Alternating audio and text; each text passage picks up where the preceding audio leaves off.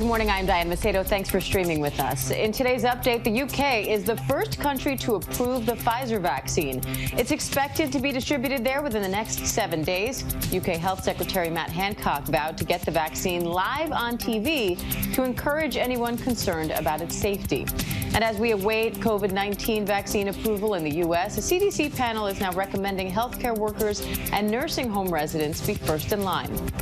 With 49 days to go until the inauguration, President-elect Joe Biden will hold a roundtable with workers and small businesses about the current economic crisis. Biden has said his top priority is getting a generous stimulus package through Congress even before he takes office. Meanwhile, Attorney General Bill Barr now says the Justice Department has found no evidence of widespread voter fraud. This as a Republican in Georgia's Secretary of State's office makes a plea to the president as election officials there are facing death threats. Stop inspiring people to commit potential acts of violence. Someone's going to get hurt, someone's going to get shot, someone's going to get killed. Meanwhile, newly unsealed court documents reveal investigators are looking into an alleged bribery scheme for presidential pardons. The documents accuse lobbyists of attempting to bribe senior White House officials in exchange for a pardon. According to the Justice Department, no government officials were or are currently the target of the probe. Sources tell ABC News President Trump is considering preemptively pardoning members of his inner circle who have not yet been charged with crimes, including potentially members of his own family and himself. It's unclear if courts would interpret self-pardon by the president as constitutional. And there will be no virtual Oscars in 2021. A rep from the Academy and ABC tells Variety that the show will go on next year in person. The Oscars are slated for April 25th, about 2 months later than usual because of the pandemic. Sources say pushing the ceremony back could allow more movies to go for Oscar Gold. No word yet on what safety protocols will be in place. And the holidays are looking a little different this year, but Santa is still coming to town. Kids can share their wishes with Santa either virtually or through socially distanced measures. Here's Becky Worley with more.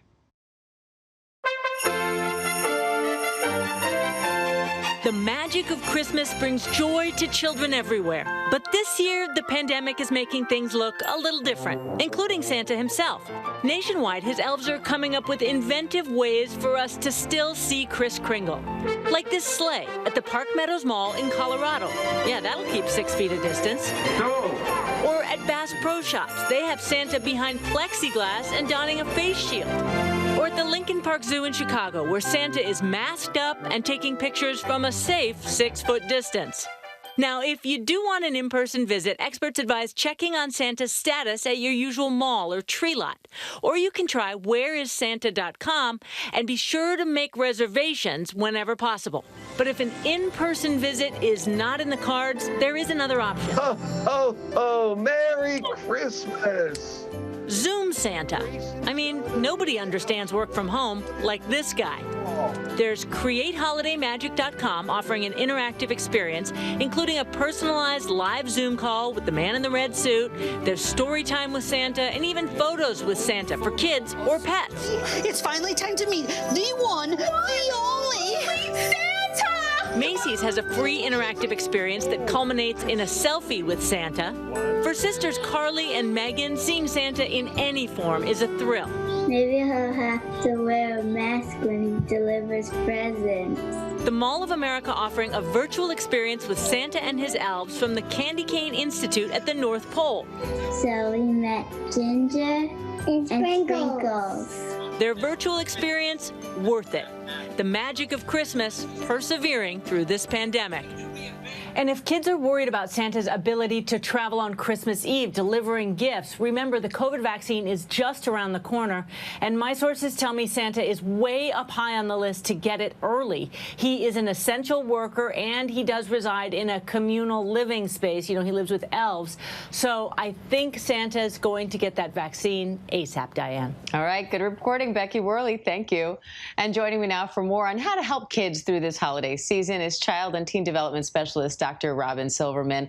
Dr. Silverman, thanks for being here. You know, the holidays are supposed to be a time of joy, especially for kids, but we know this year is going to be different. So what are your top tips for parents with young kids who may be struggling to keep that holiday cheer alive?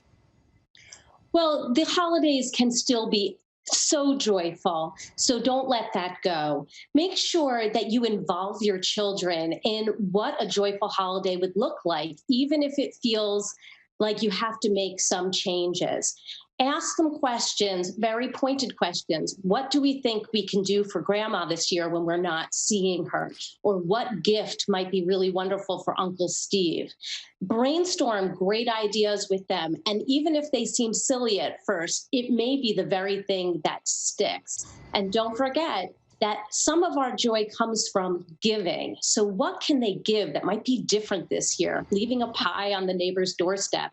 Or instead of booing somebody on Halloween, you can leave a Secret Santa gift on somebody's doorstep. There's some fun things that you can do this year that would definitely be all about 2020. Love those ideas. And let's talk about Santa, because that is a big question this year. As Becky alluded to, kids want to know how Santa's going to do this. He was recently spotted getting a COVID test at a drive-through center, so it's good to see he's taking precautions. But how will Santa make it to everyone's home safely this year? I think that's a great question to explore again with your children. They're so creative. What kinds of ideas should we give to Santa so that he knows how to stay safe? Perhaps this time he needs to send his gifts and you put a return address of the North Pole on there. Perhaps you advise Santa to maybe leave the gifts in a certain place, like in a screened-in porch or someplace where you have a pod with another family if you have had an exposure at your house. Kids are so good with ideas. Maybe you actually leave hand sanitizer and gloves next to the cookies this year.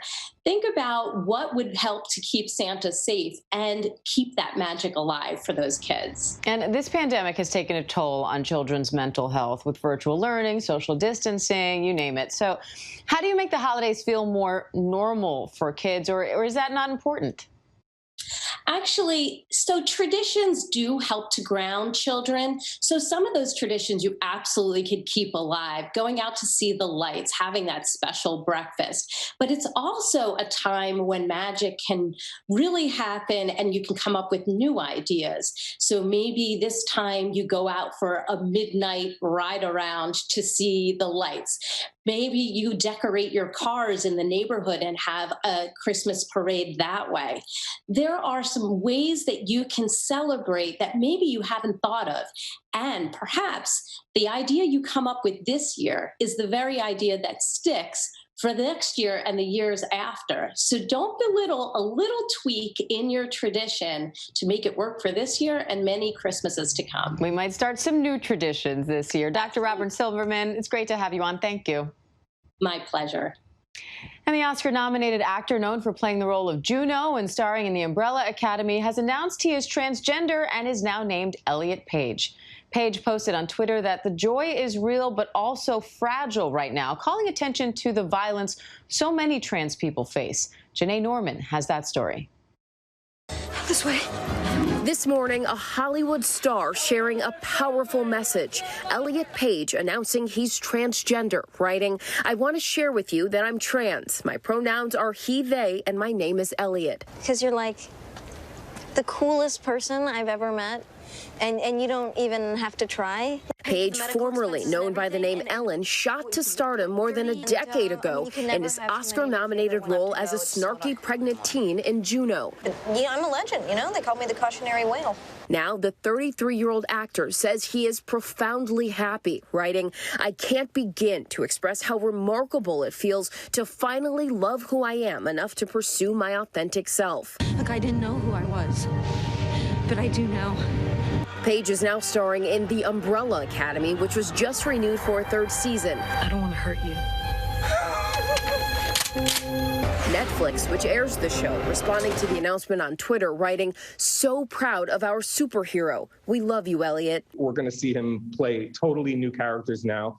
And what's most exciting is that they're going to be the ones that he truly feels fit him, you know, the ones that he was born to play, not that Hollywood wanted him to play.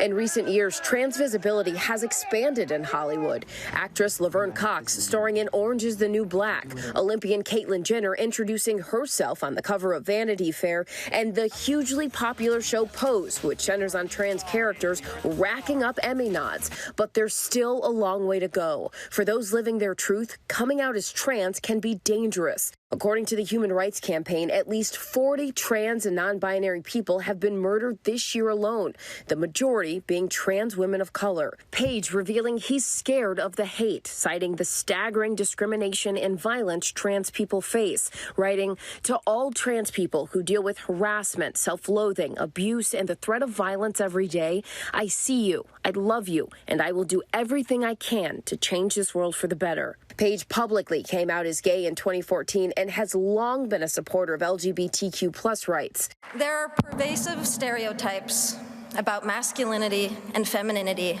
that define how we're all supposed to act, dress, and speak, and they serve no one.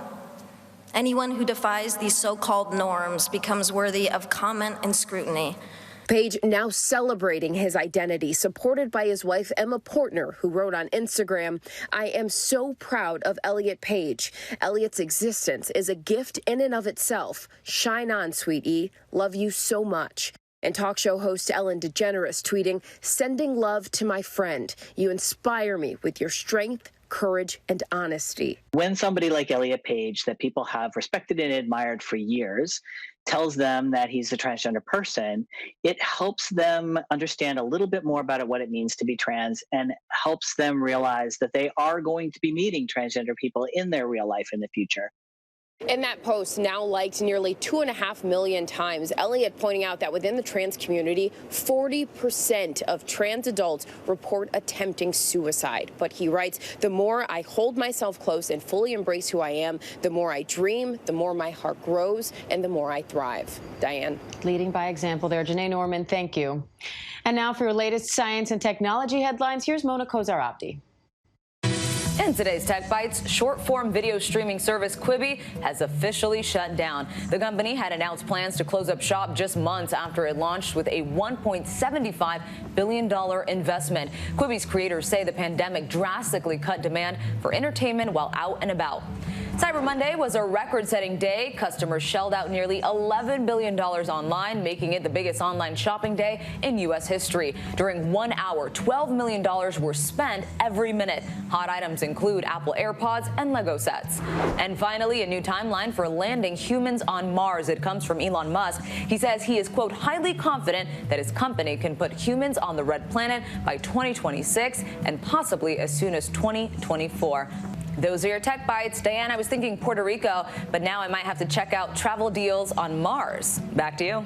The sky is the limit. Mona Kozar-Abdi, thank you. And that does it for this ABC News Live update. Thanks for joining us. And remember, ABC News Live is here for you all day with the latest news, context, and analysis. I'll see you back here at 3 p.m. Eastern with Terry Moran for the breakdown. The nation's top energy trader, Enron, filed for bankruptcy today.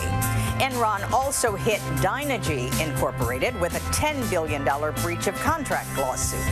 Dynegy backed out of a merger deal last week after Enron's bookkeeping irregularities surfaced.